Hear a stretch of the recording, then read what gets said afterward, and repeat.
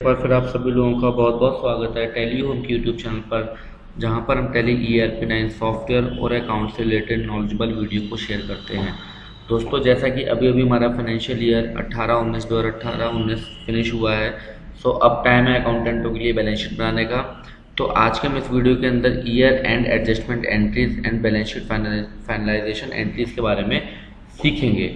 But उसके साथ साथ हम और भी कुछ सीखेंगे जो कि हमें कंप्लीट अकाउंटेंट बनाता है।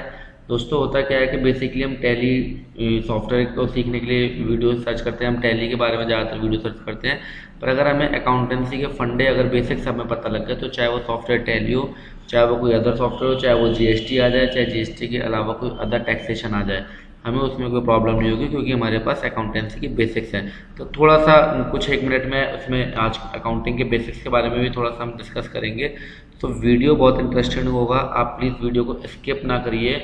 अगर आपको एक्चुअली अकाउंटेंसी के फील्ड में अगर ग्रोथ हासिल करनी है, बेसिकली हम इन सब चीज़ों को आज कवर करेंगे। तो वीडियो को कंटिन्यू करने से पहले हमेशा की तरह आपसे एक रिक्वेस्ट, अगर आपको वीडियो अच्छा लगता है तो लाइक एंड शेयर जरूर करें, चैनल को सब्सक्राइब करें, नोटिफिकेशन का आइकन पर क्लिक करना बिल्कुल ना भूलें, जिससे कि हम कोई भी नया वीडियो अगर अपलोड करते हैं तो आपके पास तुरंत नोटिफाइड हो जाए। साथ के साथ आप कमेंट बॉक्स में कमेंट भी कर सकते हैं, अगर आपको कुछ और क्वेरीज चाहिए या हमसे कोई गलती हुई है, अगर आप उसमें कुछ सुधार करवाना चाहते हैं तो आप प्लीज़ कमेंट बॉक्स में कमेंट करिए।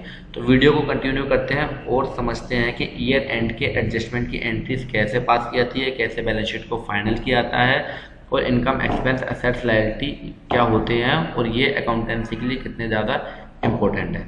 तो गाइस, कंटिन्यू करते हैं वीडियो को। एंड सबसे पहले समझते हैं हम कि भैया अकाउंटेंसी होती क्या है। सबसे पहले हम समझेंगे अकाउंटेंसी। तो पहले मैं एक रिक्वेस्ट और दोबारा से आपसे करना चाहता हूँ, पहले भी किया कि वीडियो को स्किप मत करना। जो ऑलरेडी एक्सपर्ट है बहुत अच्छी बात है, पर जो बिगनर्स हैं उनके लिए भी अच्छी, और जो ऑलरेडी एक्सपर्ट है तो वो अपना सुझाव दे सकते हैं। बेसिकली मेरे पास जो नॉलेज है मैं वो यहाँ पे शेयर कर रहा हूँ, जो मुझे लगता है कि मुझे यूट्यूब प्लेटफॉर्म पर शेयर करनी चाहिए, जो बेनिफिशियल हो सकती है अकाउंटेंट भाइयों के लिए। अगर आपके पास नॉलेज अच्छी है तो प्लीज़ आप ज़रूर मेरे को बताइएगा, या आप भी उसको शेयर करिएगा यूट्यूब के माध्यम से। तो सबसे पहले हम सीखेंगे what is accounting. Accounting basically होती क्या है, तो इसकी बस एक छोटी सी लाइन है कि अकाउंटेंसी क्या है। ट्रांजेक्शन को रिकॉर्ड करने का तरीका है। बिजनेसमैन जो भी बिजनेस के लिए ट्रांजेक्शन करता है, ट्रांजेक्शन मतलब लेन देन है, वो जो भी लेन देन करता है, माल खरीदता है, बेचता है, सैलरी देता है, लेता है, जो भी XYZ बिजनेस के लिए जो भी ट्रांजेक्शन करता है उसको रिकॉर्ड करने का तरीका क्या है, अकाउंटिंग है। सेकंड नंबर पे ट्रांजेक्शन क्या होता है, transfer of goods and service between buyer and seller in terms of money. पैसे के रूप में क्रेता और विक्रेता के बीच में गुड्स या सर्विस का हस्तांतरण होना ट्रांजेक्शन कहलाता है, जिसके ब्याह पे GST आया है। बेसिकली दो ही काम होते हैं, तो गुड्स बेचा जाता है, सर्विस बेची जाती है। इनका ट्रांजेक्शन होना बायर एंड सेलर के बीच में पैसे के रूप में क्या कहलाता है, ट्रांजेक्शन कहलाता है। अब जो सबसे इंपॉर्टेंट चीज़ है वो है नेचर ऑफ ट्रांजेक्शन। अगर हमें नेचर ऑफ ट्रांजेक्शन समझ में आ गया तो हमारा सारा काम जो है वो सॉल्व हो गया। अकाउंटेंसी के अंदर, टैली के अंदर, GST के अंदर, और चाहे और भी कोई सॉफ्टवेयर आ जाए, पूरे संसार में अकाउंटिंग का ट्रांजेक्शन का नेचर अगर हमें संसार समझ में आ गया अगर, तो अकाउंटिंग करने का तरीका सब जगह एक है। चाहे आप इंडिया में करो, चाहे अमेरिका, चाहे कहीं पर भी जाओ, करने का तरीका एक है। ट्रांजेक्शन की तरह ट्रीट होगा, उसका नेचर समझ में आना चाहिए। तो बेसिकली 4 नेचर है यहाँ पे, इनकम, एक्सपेंस, असेट्स, लायबिलिटी। अगर ये 4 चीज़ हमें समझ में आ गई तो हमारा सारा काम सॉल्व हो गया। मतलब कि जो मैंने ट्रांजैक्शन करा वो मेरे लिए इनकम है, कि वो मेरे लिए एक्सपेंस है, कि वो मेरे लिए असेट्स है, कि वो मेरी लायबिलिटी है। जैसे कि अगर मैं किसी को सैलरी देता हूँ तो मेरे लिए क्या है, वो खर्चा है। जिसको सैलरी मिल रही है वो उसके लिए क्या है, इनकम है। इसी तरीके से अगर मैं बाइक खरीदता हूँ तो वो मेरे लिए क्या है, असेट्स है, और बाइक खरीदी जो है मैंने, उसके पैसे देना मेरे लिए क्या है, लायबिलिटी है। सो ये चीज़ें कुछ मेरे को समझ में आनी चाहिए, जो कि बहुत इंपॉर्टेंट है। और ये समझ में आ गई तो हम अकाउंटेंसी में तुक्के मारना बंद कर देंगे और हमारा सारा काम सॉल्व हो जाएगा। बेसिकली देखिए, अगर सीनियर अकाउंटेंट आपको बनना है तो आपको इन चीज़ों की समझना बहुत ज़रूरी है, क्योंकि देखिए परचेज सेल ये तो हमारे जूनियर भाई जो हैं वो भी इस काम को करते हैं, या जो सीख रहे हैं वो भी करते हैं। परचेज सेल चलाना कोई बहुत बड़ी बात नहीं है। इन चीज़ों का अफेक्ट कहाँ जाके पड़ रहा है, इन चीज़ों को सीखना सबसे ज़्यादा इंपॉर्टेंट है। तो आगे और कंटिन्यू करते हैं। अब क्या रूल ऑफ डेबिट क्रेडिट, इसके रिगार्डिंग आपको बहुत सारी वीडियो मिल जाएंगी। मैं भी पहले वीडियो बना चुका हूँ, वो आप हमारे प्लेलिस्ट में जाके देख सकते हैं, और आपको पता भी होगा, इसमें कोई नया नहीं है। तो बेसिकली रूल बहुत सिंपल है, और ये रूल हमें फॉलो करने चाहिए कि एक्सपेंस एंड असेट्स जब भी बढ़ेगी तो डेबिट होगी। एक्सपेंस एंड असेट्स जब भी बढ़ेगी तो डेबिट होगी। एक्सपेंस क्या होता है, मैंने किसी को सैलरी दी तो मेरे लिए क्या है, एक्सपेंस है। और ज़्यादा बेटर समझता है, अगर मैंने बाइक ली तो वो मेरे लिए क्या है, असेट्स है। असेट्स बढ़ रही है तो डेबिट होगी। उसमें मैंने पेट्रोल डलवा दिया तो मेरे लिए क्या है, एक्सपेंस है। एक्सपेंस बढ़ेगा तो डेबिट होगा। अगर इसमें आपको डिटेल में वीडियो अगर चाहिए तो हमारे प्लेलिस्ट वाले सेक्शन में जाके आप देख सकते हो, उसमें ऑलरेडी इसके ऊपर डिटेल में वीडियो बनी है। यहाँ पे मैं बहुत संक्षिप्त रूप में बता रहा हूँ। इनकम एंड लायबिलिटी जब भी कम होगी तो क्या होगी, क्रेडिट होगी। लायबिलिटी कैसे कम होती है, मुझे किसी के पैसे देने थे, मैंने पैसे दे दिए, लायबिलिटी कम होगी। लायबिलिटी कम होगी तो डेबिट होगी।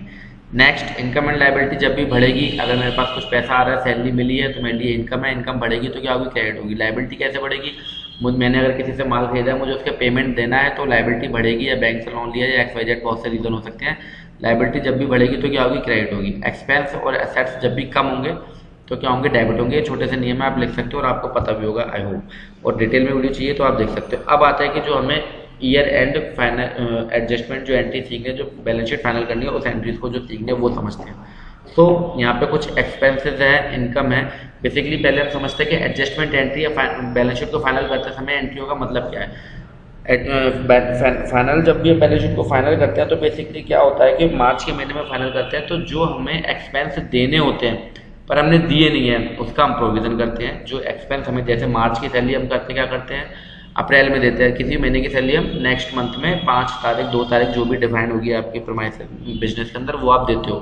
तो अब हम क्योंकि मार्च में बैलेंस शीट फाइनल कर रहे हैं तो हम क्या करेंगे, उसका प्रोविजन करेंगे। तो कुल मिला के जो एक्सपेंस हमें देने तो हैं पर वो मैं अभी दे नहीं रहा हूँ, उसका हम प्रोविजन करते हैं बैलेंस शीट में। इसी तरीके से जो इनकम मुझे मिलनी तो है पर अभी वो मिली नहीं है, उसका हम प्रोविजन करते हैं। इसके अलावा कुछ एडजस्टमेंट की एंट्रीज होती है, जैसे डेप्रिसिएशन की हो गई, इंटरेस्ट कैपिटल हो गई, इनकम टैक्स की हो गई, और एडवांस टैक्स की हो गई, प्रोविजन हो गया इनकम टैक्स का, और प्रॉफिट एंड लॉस को ट्रांसफर हो गया। इन सारी एंट्रीज के बारे में अभी हम सीखेंगे। सो गाइस चलते हैं, कंटिन्यू करते हैं, टैली सॉफ्टवेयर के ऊपर आते हैं। यहाँ पे मैंने एक कंपनी बनाई हुई है एडजस्टमेंट एंट्रीज के नाम से। ये उसका प्रॉफिट एंड लॉस अकाउंट है, ये इसकी बैलेंस शीट है। सबके ऊपर 1 बाय 1 डिस्कस करेंगे। अब आते हैं कि एंट्री, पहली एंट्री क्या है, एक्सपेंस टू बी पेड। अभी यहाँ पे मैंने जो पहले डिस्कस किया है, थोड़ा सा जो बेसिक्स डिस्कस किया है, मैं उसी को फोकस करना और उसी के बिहाफ पर मैंने इसलिए डिस्कस किया है क्योंकि हमें एडजस्टमेंट की एंट्रीज रटनी नहीं है। अगर सीनियर अकाउंटेंट बनना है तो आपको बेसिक्स पता होना चाहिए। एंट्री चाहे किसी भी किस तरीके की भी आ जाए वो आप बहुत ईजिली सॉल्व कर लोगे, और नहीं तो आप कमेंट बॉक्स में कैसी भी एंट्री दे देना, उसको सॉल्व करके हम आपको देंगे जल्दी से जल्दी। आपको कैसी भी एंट्री हो, किसी भी तरीके की हो, जिसमें दिक्कत हो रही हो, तो आप हमें भेजिएगा, हम उसको सॉल्व करके कमेंट बॉक्स में आपको रिप्लाई कर देंगे। यहाँ पे पहली एंट्री है expense to be paid. Pass the entry for provision for salary for the month of 10,000। यहाँ पे 10,000 रुपये सैलरी हमें पे करनी है for the month of March 19। यहाँ पे सैलरी पे करनी है तो मेरे लिए क्या है, सैलरी एक्सपेंस है, और एक्सपेंस क्या होता है, हमेशा डेबिट होते हैं। तो सैलरी अकाउंट डेबिट हो गया। प्रोविजन किसका करना है, सैलरी का, मतलब मुझे पे करनी है, मतलब मेरे लिए लायबिलिटी है। यहाँ पे लायबिलिटी बढ़ रही है, लायबिलिटी बढ़ेगी तो क्या होगी, क्रेडिट होगी। रूल आप वहाँ जाके देख सकते हो जो मैंने पीछे लिखे थे। तो सिंपल क्या होगा, एंट्री हम कब पास करते हैं, यहाँ पे 31 तारीख को पास करते हैं क्योंकि फाइनल कर रहे हैं बैलेंस शीट को हम। सेकंड नंबर, जो भी एडजस्टमेंट की एंट्री होती है इसमें कैश और बैंक का कोई इन्वॉल्वमेंट नहीं होता, तो अधिकतर एंट्री सारी जनरल में ही पास होती है, क्योंकि या जो एंट्री जो पेमेंट ट्रांजेक्शन हमें पे करने हैं पर पे करे नहीं है, जो इनकम हमें मिलनी है पर मिली नहीं है, वो एंट्रीज पास होती है। तो इसमें कैश और बैंक का कोई इन्वॉल्वमेंट नहीं होता, क्योंकि होता क्या है कि हम अगस्त सितंबर जुलाई जब भी जिसकी जो डेट है उस समय पे एंट्री को हम पास करते हैं, तो हम कैश और बैंक को टच भी नहीं कर सकते। सो पहली entry pass the entry for provision. तो यहाँ पे हमें सैलरी पे करनी है, तो एक लेजर बना देंगे सैलरी का। वीडियो को स्किप मत करो, जिनको पता है वो स्किप कर सकते हैं, पर जिनको नहीं पता है वो प्लीज़ स्टेप बाय स्टेप सारी चीज़ों को समझो, जो कि आपके लिए हेल्पफुल हो सकती है बहुत ज़्यादा। तो सैलरी एक्सपेंस है इसलिए डेबिट होगा 10,000। अब क्या है, सैलरी पे करनी है तो सैलरी पेएबल करंट लायबिलिटीज में चला आएगा, क्योंकि मुझे पे करनी है, मेरे को देना है। तो लायबिलिटी जब भी बढ़ेगी तो क्या होगी, क्रेडिट होगी। अब ये वही रूल है, अगर बेसिक पता है तो इस एंट्री को बनाना बहुत सिंपल है, अदरवाइज आप रटते रहो एंट्री को, नरेशन के अंदर नरेशन आ जाएगा, ठीक है। अब इसका अगर इफेक्ट देखोगे तो P&L में देखिए सैलरी वाली जगह पे सैलरी आ गई, जो कि हमारे मार्च के महीने में हमारी सैलरी कम हो गई, हमारा प्रॉफिट इतने रुपये से कम हो गया, पर क्योंकि मैंने पे नहीं किया तो मेरे कैश और बैंक में कुछ भी नहीं होगा। और बैलेंस शीट के अंदर जाऊंगा तो लायबिलिटीज के अंदर सैलरी पेएबल के नाम से एक लेजर आ गया। तो गाइज मेरा यहाँ पे खाली समझाने का फंडा यही है कि आप बेसिक्स को सीखो। दूसरा, बोनस पे करना है, कौन सा फाइनेंशियल ईयर है, पिछले फाइनेंशियल ईयर का बोनस पे करना है, पर करेंगे कब, अपकमिंग फाइनेंशियल ईयर में। तो बोनस क्या है मेरे लिए, बोनस फॉर्म के लिए क्या होता है, एक्सपेंस होता है, बोनस का अकाउंट क्रिएट कर लेंगे इनडायरेक्ट एक्सपेंस के अंदर।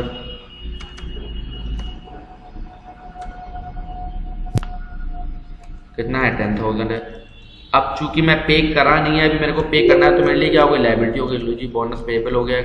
तो ये अगर फंडे पता है तो बहुत सिंपल हो जाती है एंट्री पास करना। अब इसका बैलेंस शीट में इफेक्ट, P&L में इफेक्ट देखते हैं। देखिए बोनस यहाँ पे आ गया, बैलेंस शीट में जाके देखोगे तो यहाँ पे बोनस पेबल आ गया। तो ये फंडा है, ये फंडे अगर आपको पता लग गए, इनकम एंड एक्सपेंस हमेशा डेबिट होगी, सॉरी एक्सपेंस एंड असेट्स हमेशा डेबिट होगी, इनकम एंड लायबिलिटीज हमेशा क्रेडिट होगी। एक्सपेंस एंड असेट्स हमेशा डेबिट होगी बढ़ने पे, इनकम एंड लायबिलिटीज हमेशा क्रेडिट होगी बढ़ने पे। अब आ जाते हैं थर्ड इस वाले ट्रांजेक्शन पे, interest on fixed deposit to be receive for the financial year 18-19 10,000 रुपये। मेरे को क्या है, फिक्स्ड डिपॉजिट पे इंटरेस्ट मिलनी है, कितनी मिलनी है, 10,000 रुपये मिलनी है। तो बेसिकली मेरे लिए क्या हो गई, इनकम हो गई। दूसरा मेरी क्या है, एफडी की जो फिक्स्ड डिपॉजिट की अमाउंट है वो बढ़ जाएगी। तो यहाँ पे फिक्स्ड डिपॉजिट्स के नाम से ऑलरेडी एक बना होगा लेजर, एफडी विद एसबीआई। कितने रुपए ब्याज मिल रही है यहाँ पे, 10,000 रुपये।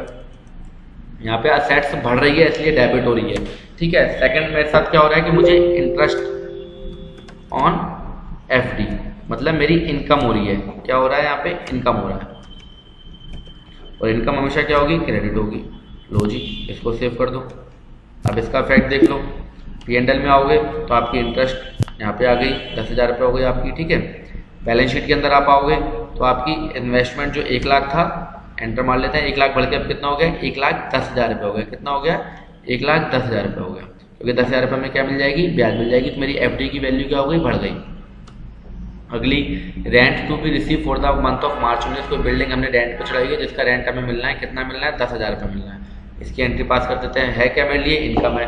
अब रेंट क्या मेरे को मिलेगा, तो मेरा क्या हो गया, असेट्स हो गया। जो मेरे को अभी मिलेगा, मिला नहीं है, तो मेरा वो असेट्स की तरह ट्रीट होगा। इसको हम करंट असेट्स में ले लेते हैं, 10,000। रेंट मेरी क्या है, इनकम है, तो रेंट अकाउंट, इनडायरेक्ट इनकम। अब यहाँ पे रटने का कुछ भी जरूरत नहीं है, खाली बेसिक समझने की जरूरत है कि इनकम एंड लायबिलिटीज हमेशा क्रेडिट, एक्सपेंस एंड असेट्स हमेशा डेबिट होंगी। अब इसका फैक्ट देख देखते हैं P&L में। P&L में क्या हो रहा है, यहाँ पे रेंट 10,000 रुपये आ गई।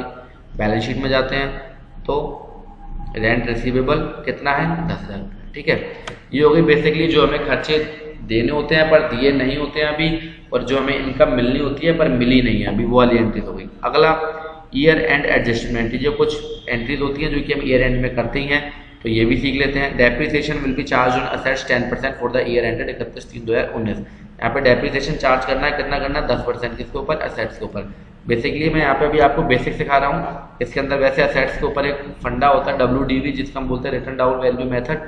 उसके अंदर 6 महीने से पहले की, मतलब सितंबर से पहले की जितनी भी हमारी असेट्स होती है उस पर हम पूरे साल का डेप चार्ज करते हैं, और 6 महीने के बाद वाली जितनी असेट्स होती है उसके ऊपर हम 6 महीने का डेप चार्ज करते हैं। तो ये थोड़ा सा बेस, ये टेक्निकल चीज़ें हैं, पर हमें बेस पता होगा तो टेक्निकल चीज़ें कुछ भी उसके सामने मायने नहीं रखती हैं। ये तो हम सीख सकते हैं बहुत आसानी से। तो अब यहाँ पे क्या है, डेप्रिसिएशन हमारे लिए क्या होता है, एक्सपेंस की तरह ट्रीट होता है। मेरा प्रॉफिट कम हो जाता है। दूसरी तरफ क्या होता है, मेरी असेट्स की वैल्यू कम हो जाती है। तो यहाँ पे हम असेट्स देख लेते हैं। हमारे पास असेट्स कितनी है, फर्नीचर एक असेट्स है जिसकी वैल्यू है 10,000 रुपये, 10,000 रुपये, ठीक है। वाउचर में जाएंगे, डेप्रिसिएशन हमारा असेट्स एक्सपेंस है, इसलिए क्या होगा, डेबिट होगा। ले जाके ऐड कर लेते हैं।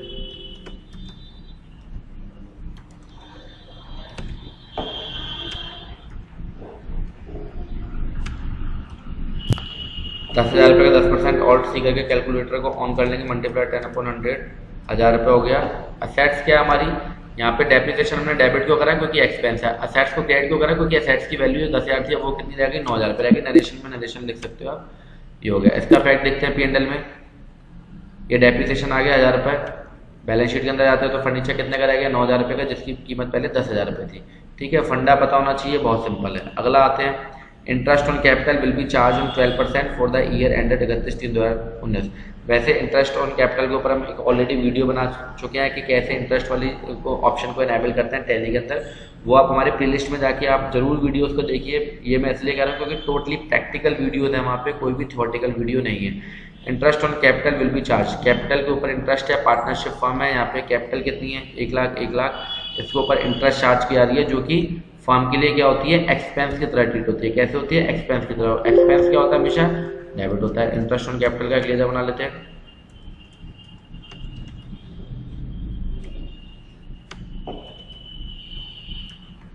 दोनों की कैपिटल कितनी है, 2 लाख रुपीज़ है। 2 लाख का 12% 24,000 हो गया। और सी करके कंट्रोल कैलकुलेटर को ऑन कर सकते हैं, मल्टीप्लाई 12/100, 24,000 रुपये हो गया। एक है हमारे पार्टनर गौरव, इसको हम कितने, 12,000 रुपये, क्योंकि दोनों बराबर बराबर के पार्टनर है। 1 लाख कैपिटल है, 1 लाख का 12% 12,000 हो गया। एक है सौरभ कैपिटल। अब इसका फैक्ट देख लेते हैं। P&L में आते हैं तो क्या हुआ, हमारा इंटरेस्ट ऑन कैपिटल 24,000 आ गया। बैलेंस शीट के अंदर आते हैं तो यहाँ पे क्या हो गया 1,12,000, क्योंकि लाइबिलिटी बढ़ी है। यहाँ पे हमने क्या करा है, एक बार दोबारा बता देता हूँ क्योंकि मैंने एक्सप्लेन नहीं दिया। इंटरेस्ट ऑन कैपिटल को डेबिट क्यों करा है, क्योंकि हमारी फर्म के लिए एक्सपेंस है। और इन दोनों कैपिटल अकाउंट को क्रेडिट क्यों करा है, क्योंकि कैपिटल यहाँ पे क्या हो रहा है, लाइबिलिटी क्या हो रही है, बढ़ रही है। और लाइबिलिटी बढ़ेगी तो क्या होगी, क्रेडिट होगी। अगले पे आ जाते हैं हम। Income tax will be charge on profit 30.9%। जो इनकम टैक्स है वो कितना चार्ज होगा, 30.9% होगा। तो अभी हम देख लेते हैं हमारा प्रॉफिट कितना है, 2,75,000 है। कंट्रोल एन करके कैलकुलेटर ऑन कर लेंगे, 2,75,000 मल्टीप्लाई 30.9/100, मतलब इनकम टैक्स बनना है यहाँ पे 84,975। इनकम टैक्स के ऊपर एक बहुत अच्छा हमने वीडियो बनाया है, वो भी आप हमारे प्लेलिस्ट वाले सेक्शन पे जाके देख सकते हैं। 84,975 रुपये हमारा बनना है। साथ के साथ यहाँ पे क्या लिखा हुआ है, kindly adjust the amount of advance tax with income tax. जो भी एडवांस टैक्स का हमने जो एडवांस टैक्स पे करा उसको एडजस्ट करना है। Pass the entry for provision of income tax. इन तीनों एंट्री को हम एक साथ ही समझेंगे। बेसिकली है क्या, प्रॉफिट के ऊपर इनकम टैक्स देना है 30.9, एडवांस टैक्स को एडजस्ट करना है, और जो बचा हुआ टैक्स जो हमें पे करना है उसका प्रोविजन करना है। तो 1 बाय 1 इसको समझेंगे। ठीक है, टैक्स कितना बनना है, 84,975 रुपये। बैलेंस शीट में आते हैं। एडवांस टैक्स हमारा कितना है, 5,000 रुपये। एडवांस टैक्स कितना है हमारा, 5,000 रुपये। अब आ जाते हैं इसकी एंट्री पास कर लेते हैं भैया। जनरल में आएंगे। इनकम टैक्स हमारे लिए क्या होता है, फर्म के लिए एक्सपेंस होता है। क्या होता है, एक्सपेंस होता है, क्योंकि मेरा प्रॉफिट उतने रुपये से कम हो रहा होता है। ठीक है साहब, आ जाते हैं। कितना है, कंट्रोल एन करके देख लेंगे। हमने वैल्यू निकाली थी 2,75,000 के ऊपर 30.9%, 84,975। तो इनकम टैक्स मेरे पे कितना चार्ज हो रहा है, 84,975। ठीक है, इनकम टैक्स के ऊपर हमने वीडियो बनाई है, और प्लीज़ आप जाके देखिएगा, पार्टनरशिप वाले सेक्शन में वो आपको मिल जाएगी। अब मेरे को क्या करना है, advance tax income tax debit क्यों करना है, क्योंकि एक्सपेंस है। एडवांस टैक्स क्रेडिट क्यों कर रहा हूँ, क्योंकि मेरी असेट्स थी वो यहाँ पे कम हो रही है, मैं उसको एडजस्ट कर रहा हूँ। कितने रुपए, 5,000 रुपये। और यहाँ पे क्या करेंगे, अब हमें हमारी लाइबिलिटी, क्योंकि अब हमें कब बना रहे होंगे, अमूमन हम अगस्त या सितंबर या जुलाई में बना रहे होते हैं, पर बना किस लिए होते हैं, मार्च के लिए बना रहे होते हैं। तो यहाँ पे हम क्या करेंगे, प्रोविजन कर देंगे जो हमें पे करनी होगी। तो क्या करेंगे, income tax provision 2018-19 financial year डाल सकते हो, नहीं भी डालना चाहो तो भी कोई बात नहीं, डाल लो तो भी अच्छी बात है। तो ये किस में जाएगा, लाइबिलिटी में जाएगा। किस में जाएगा, लाइबिलिटीज़ के अंदर जाएगा ये, और इसको हम सेव कर देंगे। लाइबिलिटी यहाँ पे हमारी बढ़ रही है, जो मुझे पे करनी है इसलिए क्रेडिट हो रहा है। इनकम टैक्स डेबिट इसलिए हो रहा है क्योंकि एक्सपेंस है। एडवांस टैक्स क्रेडिट इसलिए हो रहा है क्योंकि ये असेट्स है और जो कि कम हो रही है। मुझे ये पता होना चाहिए एंट्री पास करते समय कि जो मैं डेबिट कर रहा हूँ वो क्यों कर रहा हूँ, क्रेडिट कर रहा हूँ क्यों कर रहा हूँ। अगर इतनी चीज़ आपको पता चल गई तो किसी भी तरीके का सॉफ्टवेयर आपके पास आ जाए, किसी भी तरीके की अकाउंटिंग आ जाए, बिल्कुल दिक्कत नहीं होगी। आने वाले समय में भी हम ITC एडजस्टमेंट की एंट्रीज भी आपको समझाएंगे, उसका फंडा भी बिल्कुल यही रहेगा, बहुत सिंपल होता है। अकाउंटिंग में खाली एक ही चीज़ टफ है, वो है नेचर ऑफ ट्रांजेक्शन। आपको अगर नेचर ऑफ ट्रांजेक्शन समझ में आ गया कि मेरे लिए इनकम है, एक्सपेंस है, एसेट्स है, लायबिलिटी है, तो सारा कुछ बिल्कुल इजी टास्क हो जाएगा। इस एंट्री का फर्क देख लेते हैं। P&L में आते हैं तो देखिए P&L में मेरा इनकम टैक्स यहाँ पे आ गया। मेरा प्रॉफिट कितना बचा, 1,90,025 रुपये, जो कि 3 लाख रुपये प्रॉफिट था, वो इतना सारा कुछ घटाने का 1,90,025। बैलेंस शीट में आते हैं तो एडवांस टैक्स मेरा यहाँ पे फिनिश हो गया, जो कि 5,000 रुपये भी दिखा रहा था। एंड इनकम टैक्स प्रोविजन, जो कि लायबिलिटी मेरी यहाँ पे स्टैंड हो गई, जिसको मुझे पे करूँगा अगले फाइनेंशियल ईयर में, सीधी सी बात है। तो वो यहाँ पे मेरी स्टैंड हो गई। बोनस पेबल स्टैंड हो गया, सैलरी पेबल स्टैंड हो गई, यहाँ पे FD की वैल्यू बढ़ गई, एसेट्स कम हो गई, सारी चीज़ हो गई। अब इसके बाद जो लास्ट एंट्री है वो क्या है, उसको भी समझ लेते हैं।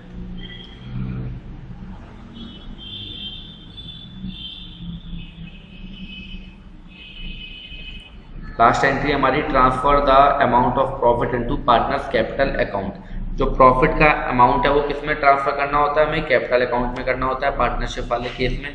तो फिर से वाउचर के अंदर आएंगे, जर्नल एंट्रीज के अंदर आएंगे। अब यहाँ पे हम क्या करेंगे, प्रॉफिट एंड लॉस को हम क्या करेंगे, डेबिट करेंगे। अब प्रॉफिट एंड लॉस को डेबिट क्यों करेंगे, क्योंकि हमारा प्रॉफिट है और वो प्रॉफिट को अब हमें कम करना है, और वो प्रॉफिट हमें किस में ट्रांसफर करना है, पार्टनर में। इसलिए प्रॉफिट एंड लॉस, जो कि टैली के अंदर बाय डिफॉल्ट लेजर क्रिएट होता है, बाय डिफॉल्ट 2 लेजर क्रिएट होते हैं, कैश और एक प्रॉफिट एंड लॉस अकाउंट का।